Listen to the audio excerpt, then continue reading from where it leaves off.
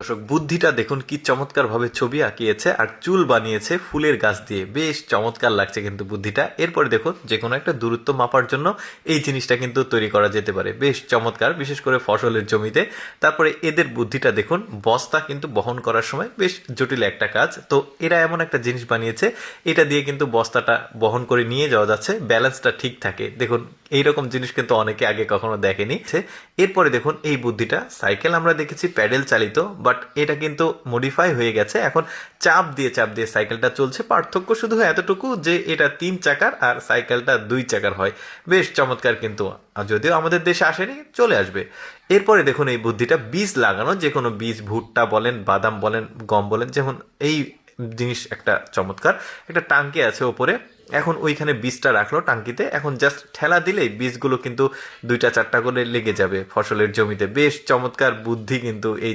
কাঁঠালের মতো একটা ফল দেখুন, প্রথম দৃষ্টিতে যে কেউ মনে করবে কাঁঠাল, বাট রংটা আলাদা, কিন্তু ভেতরে কাটলে ভেতরে দেখতে পাচ্ছেন মাছের ডিমের মতো, এটা আপনারা থাম্বনেইলে দেখেছেন। দেখুন এই মেয়েটা এত চমৎকারভাবে দেয়ালে শিল্পকর্ম করে, যেটা মানে একদমই অসাধারণ।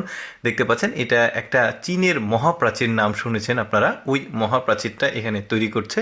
সিমেন্ট ব্যবহার করেছে, আরও কিছু উপকরণ আছে। তো এই শিল্পকর্মটা সে করছে, দেখুন কত চমৎকারভাবে, মানে প্রতিটা ইট, প্রতিটা গাছের পাতা, পাহাড়, কুয়াশা, মেঘ, সব কিছু এত চমৎকারভাবে সে ফুটিয়ে তুলছে, দেখতে বেশ চমৎকার লাগছে। এই যে দেখতে পাচ্ছেন সিঁড়িটা, সিঁড়ি না, এটা প্রাচীর, এই যে হয়ে গেছে। এরপরে এই মেয়েটাকে দেখুন, ওইটা একটা মেয়ে ছিল, এটা আলাদা একটা মেয়ে। এই মেয়েটারও বেশ চমৎকার আসলে প্রতিভা, দেখতে পাচ্ছেন এর কাজের স্টাইল একরকম আর ওর কাজের স্টাইল আরেক রকম। দেখুন এই মেয়েটা অনেক লম্বা একটা মানে শিল্পকর্ম করছে।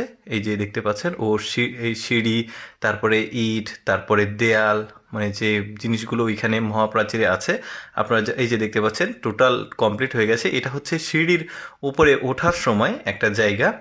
এইটা কেন, কোথায় করে, এই শিল্পকর্মগুলো কেন করা হয়, এটাও আমি আপনাদেরকে একটু পরে জানাবো। তো যা হোক, এই যে ফরম্যাটটা তৈরি করার পর এখন যেটা করছে, কালার করছে। কালারিংটাও বেশ চমৎকারভাবে সে কিন্তু করছে। এই যে হয়ে গেছে, দেখুন 50% প্রায় কমপ্লিট হয়ে গেছে। এখন নিচেরগুলো করবে।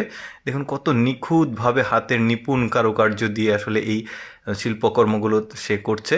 দেখুন গাছগুলো দেখুন কত চমৎকারভাবে, মানে ওই মহাপ্রাচীরের আশেপাশের যেই রকম পরিবেশ, এনভায়রনমেন্ট, সব কিছুই কিন্তু চমৎকারভাবে তুলে ধরেছে, লম্বাভাবে চলে গেছে, বেশ চমৎকার। আচ্ছা, এবার দেখাই, উনি একটা 5 স্টার হোটেলের রিসিপশনের মানে এই শিল্পকর্ম করার জন্য ইনভাইট পেয়েছে।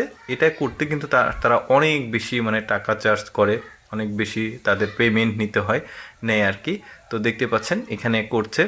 তো এই শিল্পকর্মগুলো করা হয় বিলাসবহুল যে ফ্ল্যাট বাসাগুলো সেগুলোতে, আর 5 স্টার 7 স্টার হোটেলগুলোতে এই শিল্পকর্মগুলো রিসিপশনে করা হয়, যাতে গেস্ট, যে ওই ধরনের হোটেলের গেস্টগুলো ঢুকতেই একটা সুন্দর ইন্টারনাল যে ভিউ সেটা পায়। এই জন্য আসলে বড় বড় হোটেলগুলোতে এই ধরনের শিল্পকর্মগুলো করা হয়। তো দর্শক, আমি সবসময় চেষ্টা করি আপনাদের সামনে কিছুটা এক্সেপশনাল ভিডিওগুলো উপস্থাপন করতে।